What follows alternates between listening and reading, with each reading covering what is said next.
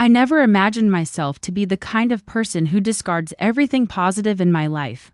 But here I am attempting to explain how I was able to ruin the most secure relationship I have ever been in. This is possibly the most difficult story I will ever have to tell. My name is Gabby and I am 34 years old. 7 years ago, I was a struggling single parent with 2 kids, working as a dental hygienist and barely making ends meet. Ryan, my ex, was utterly untrustworthy. He might visit the kids once every few months, generally with nothing and a litany of child support-related excuses. At that time, my son Jack was 6 years old and my daughter Emma was 8. Their father had already taught them to have low expectations of him, which devastated me each time I witnessed their expressions when he abruptly canceled. Isaac entered our lives at that time. He began as a patient at our office, and despite all the dental work, I recall thinking how sweet his eyes were when he smiled. He was 38, established in his work as an architect, and had this calm,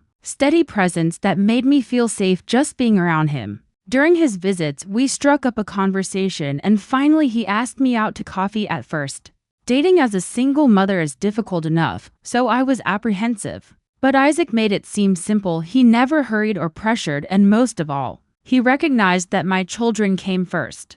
He brought Emma and Jack a small Lego set when they first met, not to win their love, but because he had paid attention when I had mentioned their hobbies. Isaac is the type of man who is considerate, methodical, and constantly aware of the smallest details. Our bond developed organically. Isaac would help Emma with her schoolwork, teach Jack about architecture by building intricate blanket forts, and join the kids for movie nights.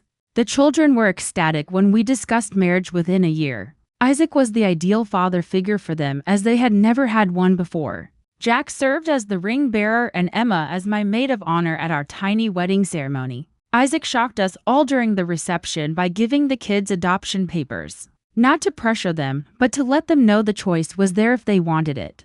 Isaac's eyes weren't dry, and neither were mine or the children's. After another year of thoughtful deliberations, counseling, and ensuring the children understood the implications, they finally decided to allow Isaac to adopt them. It felt like we were living in a dream during the first few years of our marriage. Since Isaac's dental practice was doing well, I could work fewer hours and spend more time with the children. For the first time in my life, I felt totally safe after we moved into a lovely home in a fantastic school district. Isaac was dependable, present, and truly concerned about our family's well-being. Everything Ryan was not, however. Things began to change somewhere along the line. Perhaps it was when Isaac's job became increasingly demanding, or when the children reached adolescence and became less dependent on us. At first, I hardly noticed the changes because they were so subtle. Isaac would return home later, bogged down by tasks and due dates. Our discussions shifted from connectivity to timetables and logistics. The fervor that previously blazed so brightly between us seems to fade to a cozy yet inexplicably unfulfilling radiance.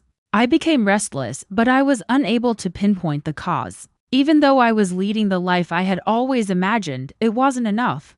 I started going to the gym more frequently, claiming it was for self-care, but in reality, I was searching for something to satisfy the increasing void inside of me. I got to know Marcus, one of the personal trainers there. He was younger than Isaac and exuded a vitality that made me miss my former sense of aliveness. Marcus began to pay closer attention to me when I worked out, giving me free advice and occasionally stopping by to talk while I was using the treadmill. I had not laughed in years until he made me laugh, and I found myself anticipating his visit more than I wanted to acknowledge. Although I secretly knew I was playing with fire, I convinced myself it was harmless, just a nice talk with someone who happened to make me feel good about myself. Wearing my nicest workout attire and staying longer than required after my workouts, I started planning my gym sessions when I knew Marcus would be working. Isaac observed that my routine had changed, but he credited my renewed dedication to fitness. He was so proud of me for taking care of myself that he even encouraged it. I should have been stopped by the guilt. It should have been sufficient to recall Isaac's expression when he showed my kids the adoption documents. Instead, though, I discovered that I was mentally constructing complex defenses. Isaac was always working. We barely had real conversations. anymore. I deserve to be enthusiastic about life once more. I held to my excuses like a lifeline, denying the reality that I was going to make a choice that would destroy the wonderful life we had created together. Even though each one felt weaker than the last. In retrospect, I can identify the precise moment that everything changed. Marcus offered to meet with me in his office to review my fitness plan following a particularly strenuous workout. It was almost time for the gym to close, and I should have seen the warning signs the way he shut the door, the way his chair appeared to move closer to mine as we spoke, but I didn't want to notice them. He kissed me at that point, or perhaps I kissed him. I honestly can't recall who moved first because everything happened so quickly, and I've been trying to rewrite the memories in my mind for so long. Not pulling away is what I do recall. Instead, I gave him a frighteningly intense kiss in return, erasing any memory of Isaac for a moment. The guilt hit me the instant I got into my car. I sat there in the gym parking lot, hands shaking on the steering wheel. Isaac texted me, "Made your favorite lasagna for dinner," while I was still trying to comprehend what I had just done. The children are in their study group. It's date night. The nausea that hit me was intense and came on suddenly. My head was full of reasons and excuses as I drove home on autopilot. It meant nothing. It was just a kiss. I could act as if it had never occurred, however. I was on the verge of tears when I entered the house and saw Isaac in the kitchen, dressed in that absurd kiss the cook apron Emma had given him for Father's Day. I told him I needed a shower, smiled, and kissed his cheek. I vowed to myself when I was in the hot water that it was an isolated incident and would never occur again. My marriage, the man who had given me my children, and the father they deserved would be my main concerns. However, it's surprisingly simple to break promises made in shame. I told myself the following day that it would appear strange if I simply stopped attending to the gym. I returned with the belief that I was capable of keeping Marcus within professional bounds. I was mistaken. What began as snatched kisses in his office turned into coffee dates to talk about my fitness development. Before long, we were getting together during my alleged work lunch breaks. For the first time in years, Marcus gave me a sense of vitality. He was spontaneous, passionate, and entirely focused on me in a manner Isaac hadn't been in a long time. My conduct started to shift, and Emma, who is now 15, noticed. One evening when we were preparing supper, she said, "Mom, you're on your phone a lot more lately, and you appear different. Are things going well between you and Dad?" The fact that she referred to Isaac as Dad without hesitation, despite her doubts about my allegiance to him, was heartbreaking. Her remarks troubled me, but I dismissed them. I was giving my daughter the wrong lessons about commitment and love, and she was old enough to notice the subtle changes in my behavior. Although 13-year-old Jack was less observant, he had also begun to comment on how I was no longer around for family movie evenings. Meanwhile, Isaac was making a greater effort than ever to get back in touch with me. He began putting beautiful notes in my lunchbox, organizing date nights, and trying to get home from work earlier. Every act of kindness felt like a burden added to my already crippling shame. Here was a man who had not only chosen to love me but had chosen to be a father to my children, and I was betraying him in the worst possible way. I was crying quietly into a towel in the toilet one evening after a really special family meal when Isaac had gone all out to honor Emma. Straight as Marcus texted me and said, "I miss you," and my phone buzzed as I glanced at those words. I had the same pull of excitement and self-loathing. "Meet me tomorrow," Jack knocked on the door at that moment.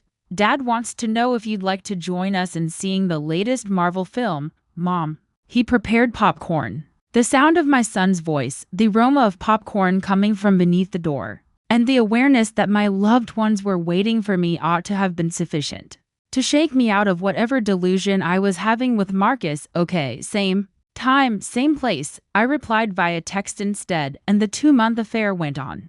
Every time I saw Marcus, I vowed that it would be my last encounter. I vowed to stop it every time I saw Isaac's tender grin when I got home. However, I was unable to stop the excitement of forbidden love and the thrill of the secret.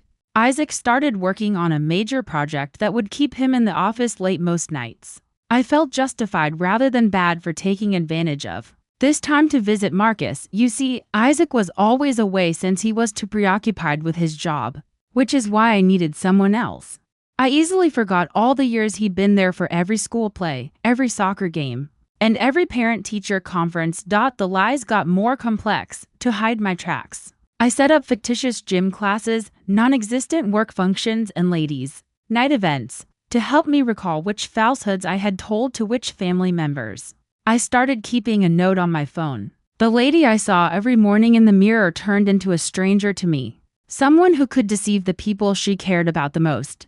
Watching Isaac work so hard to solve a problem he didn't even know existed was worse than the lies or the guilt, though. I declined his offer of tickets to a couple's retreat, citing work as a reason, inquiring as to whether our marriage was being strained by the children's adolescence. He recommended family therapy. My betrayal felt even more heartbreaking with every attempt to salvage our relationship.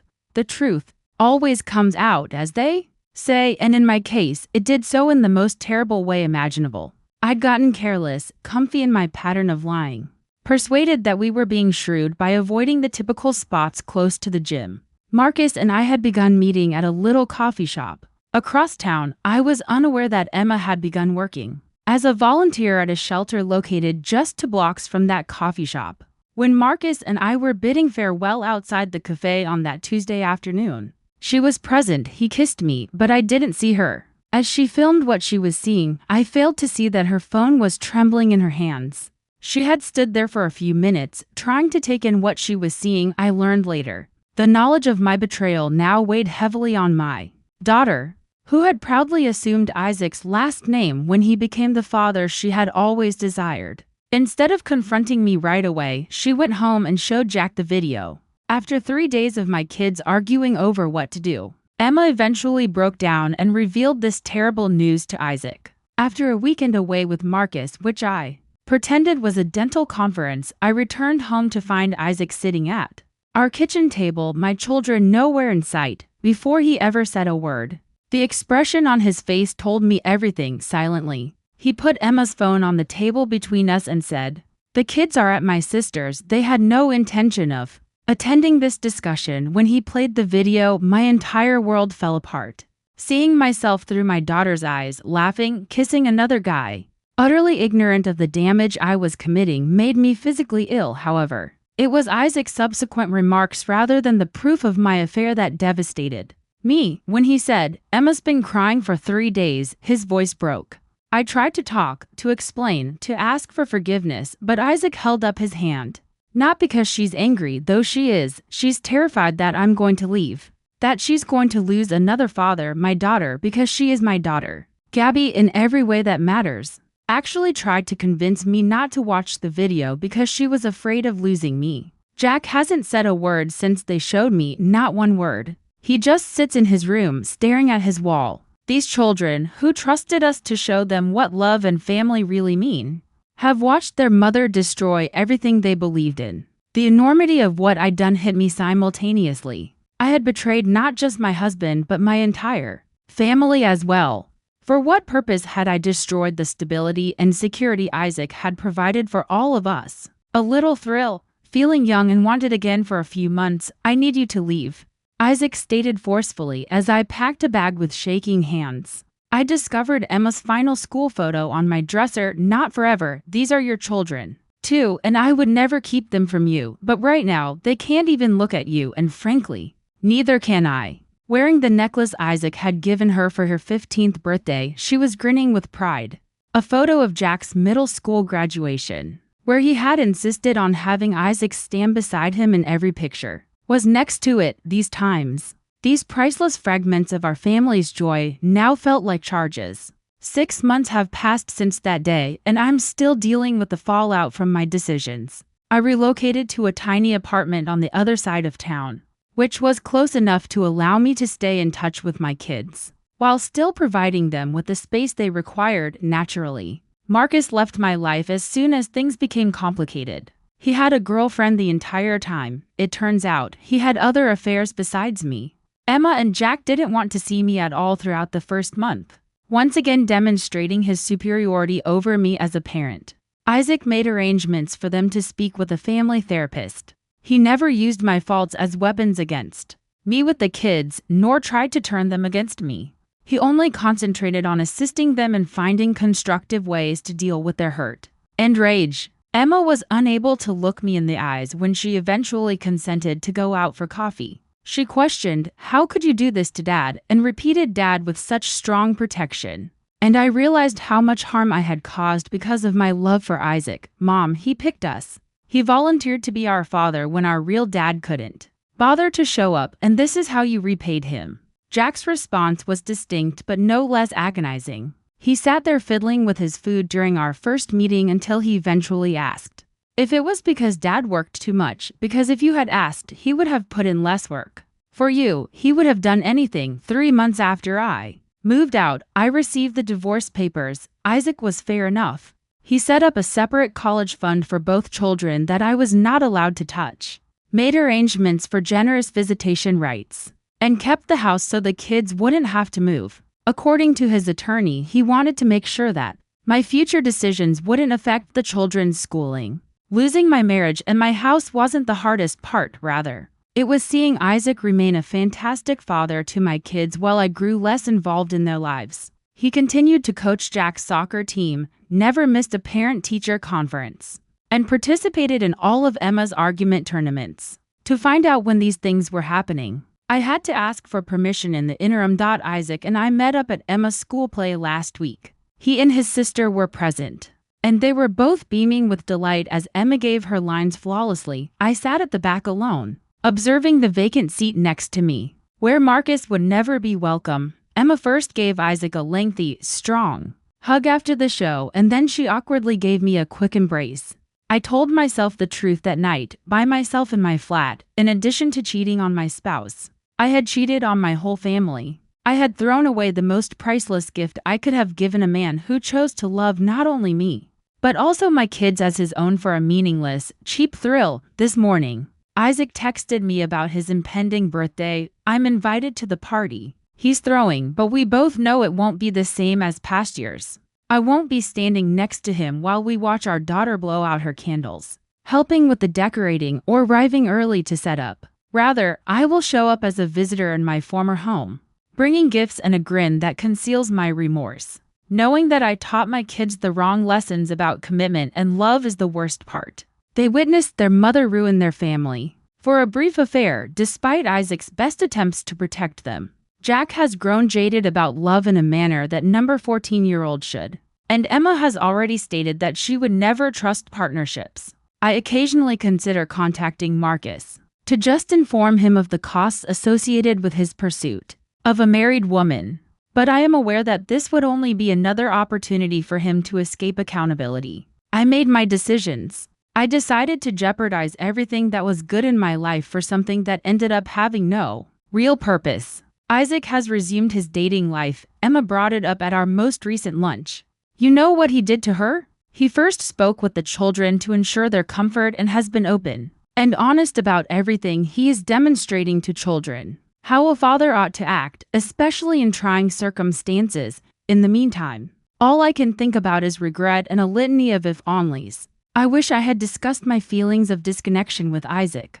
I wish I had recalled what was most important. I wish I had given my kids more consideration than myself. If-only statements, however, don't make a difference and they don't restore damaged trust. So now I'm watching from the sidelines as my kids grow up in a broken household that I destroyed, learning to deal with the repercussions of my decisions. Co-parent is the little formality Isaac still uses to sign every email he sends me, and it serves as a daily reminder of what I lost.